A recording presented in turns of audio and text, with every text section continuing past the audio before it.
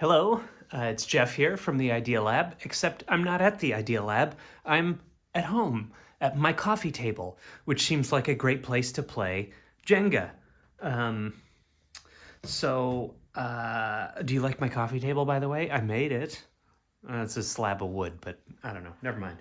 Um, let's look at our kit. So I've got my stack of Jenga. You can see, I don't know if you can see this, but it's kind of wobbling precariously. Let's see if we can see.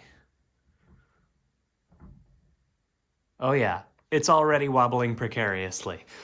So we've got some parts here. We've got our little plastic, let's see here, it's like a nut and bolt. Okay, we got two long rubber bands and one short rubber band. We've got two laser cut pieces out of the 1/4-inch plywood. And then we've got all of these pieces here. These are our 1/8-inch plywood pieces. So we're gonna go ahead and just kind of pop all these out. We cut these so that they would stay in place. So if you just kind of wiggle them, they'll all pop out. There we go.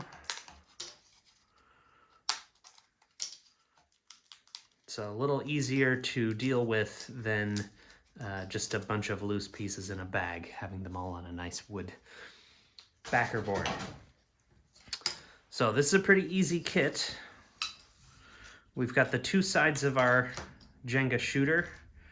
We've got our trigger assembly here. That kind of goes like that. We've got all these little tabs, and then we've got two of these tabs. You'll also need some glue. Could be super glue, wood glue, or you can use tape. I've had good luck with tape. In fact, I've got some tape here in this drawer, right next to me. Boom, just regular old Scotch tape, nothing fancy.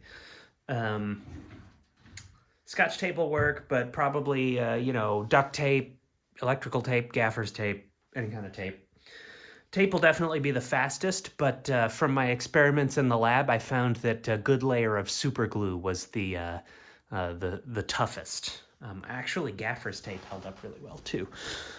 So let's see here. We're gonna take one side of our little Jenga shooter, and we're gonna take our smallest little spacers, and you see how they've got a short side and a long side. We're gonna take the long side and just shove those down into, see those slots there? Just gonna shove those down in there and see how now that's sitting in there kind of flush. Doesn't really have to be perfect. Nothing about this has to be perfect. But those just press in place. The bulk of the construction of this toy does not require glue or anything. It just requires a little bit of pressing to get it all in place. So we've got 4 of these little narrow spacers. Get all these in. We'll use the table for leverage there. Okay. Last one goes down by the handle. Okay, those are all pressed in now. So now I'm gonna take my bolt and I'm gonna feed it through just like this. This is gonna help me position my trigger assembly. So you see how the trigger assembly has a little round hole here.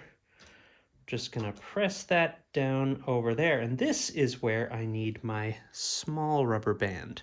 So the idea here is that I wanna loop the small rubber band around this little kind of hook here in our trigger assembly.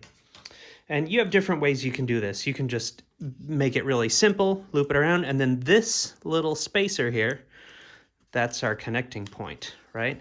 And see how that gives our trigger some spring force, right? So that alone will work. What I've enjoyed doing is actually taking my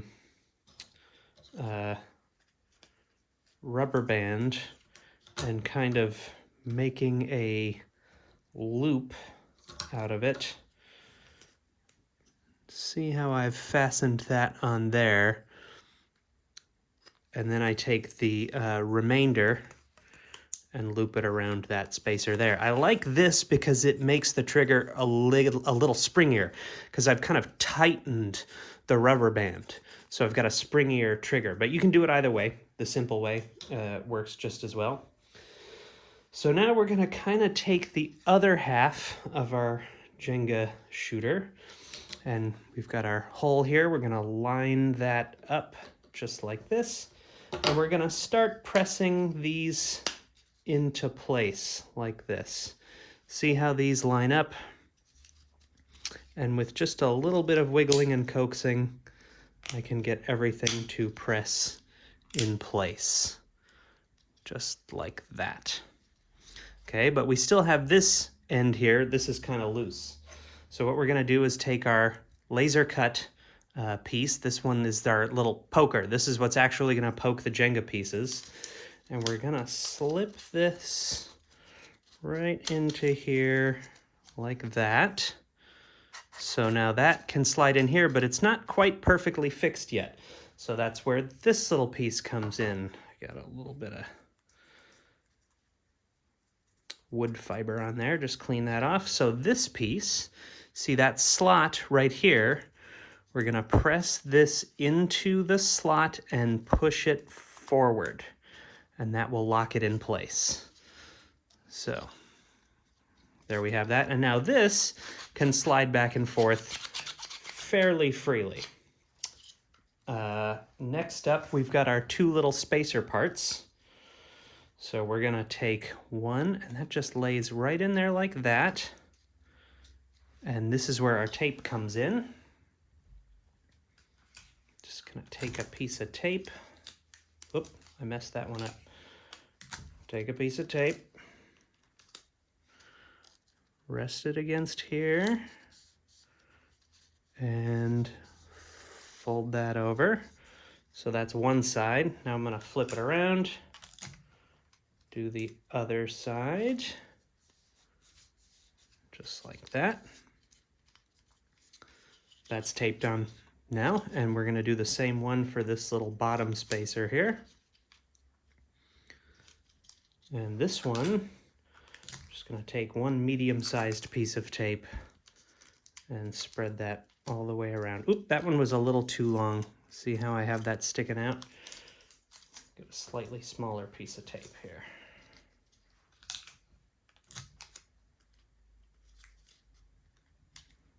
That's better. Perfect. So this now slides fairly well. Could be a little smoother, but I have a feeling it'll smooth out in time. So next we want to add the two rubber bands to the front of our contraption here. So to do that, what I'm going to do is, you see these little openings. I'm going to just go ahead and fit my rubber band, slip it through the opening here. Whoop. There we go. Okay, so I've got both ends of the rubber band going through there. And I'm going to take one end and loop it against that, and take the other end and loop it against that. So now you can see we've got a little bit of spring tension there. And we're going to do the same thing to the other side. Just loop the rubber band through, fasten it around just like that. So now at this point, one little thing remains, which is to put the nut onto the end of our little bolt here. And we don't want to tighten this very much, just a little bit. Okay, so now our trigger works, and when we cock this back, the trigger holds it in place, and when I pull the trigger, see how that fires this little pin right out the end there. just like that. So let's test this on some real Jenga and see how it works. Pivot this up like that so you can see. I'm gonna go for that piece right there, okay? Just gonna touch the Jenga shooter to my Jenga brick, and I'm gonna pull the trigger and we'll see what happens. Here we go, 3, 2, 1. It worked! Let's try another one. Let's go in from this other side here. Let's try this one right here. Whoa! Wow, it's still kind of nerve-wracking. I mean, like, I know this makes it easier, but this is still, you know, it really gets your, like, wow. It gets your nerves going. Let's see here. I'm going to try one more. Whoop, I wasn't close enough. Got to kind of make contact. Whoa. This is fun, and this is definitely going to change the game for Jenga. So I hope you have fun putting this together. If you have any questions, just let us know. Let's see, can we get the very bottom one out? Whoa, oh, friction. Okay, I'm gonna knock the whole thing over. You ready? Let's see if we can do this. Knocking it over. Hey! Well, that's Jenga, folks. Happy holidays, and enjoy your new toy.